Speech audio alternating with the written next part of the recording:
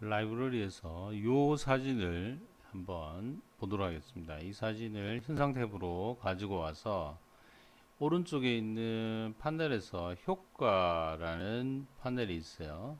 지금까지 우리는 여기 변환까지 공부를 했었죠. 그래서 이 효과라는 판넬에 가면 여기에 비네팅이라는 게 있습니다. 이 비네팅의 스타일, 그 다음에 밝은 영역 우선순위 이런 식으로 있는데, 이 비네팅의 양을 조정하는 슬라이드 버튼이 있어요.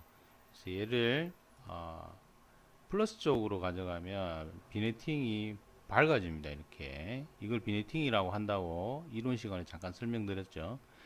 이 비네팅이 밝아지게 되고, 보통은 비네팅을 밝게 해주는 경우는 잘 없고요. 비네팅을 어둡게, 좀 어둡게 만들어줍니다. 이런 식으로. 예. 어둡게 해서 이 중앙부에 있는 피사체가 더 돋보이도록 만들어주는 거죠. 이 바깥쪽 외곽의 테두리 부분이, 그죠? 모서리 부분과 테두리 부분이 어두워지면서 가운데 부분이 강조되는 그런 느낌이 생깁니다. 그 다음에 그 아래쪽 보시면 그레인이라는 게 있어요.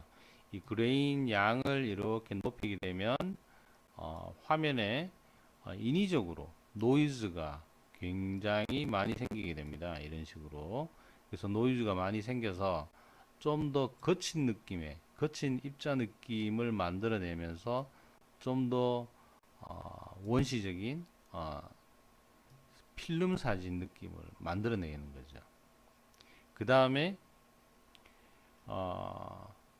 디헤이즈라고, 헤이즈 효과, 헤이즈 안개 같은, 안개가 부옇게 낀 것 같은 그런 효과 내는 게 여기 있어요. 디헤이즈라고.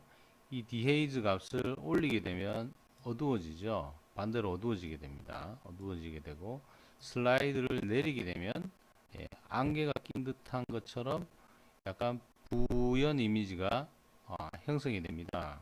예, 약간 신비로운 느낌이 들기도 하죠.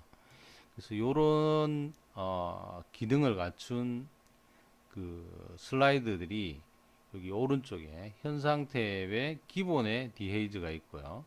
그 다음 효과라는 패널에 비네팅과 그레인이라는 이런 효과가 있습니다. 여러분들 잘 활용하시면은 좋은 사진을 만들어내는데 아주 유용한 기능들이라고 할 수 있겠네요.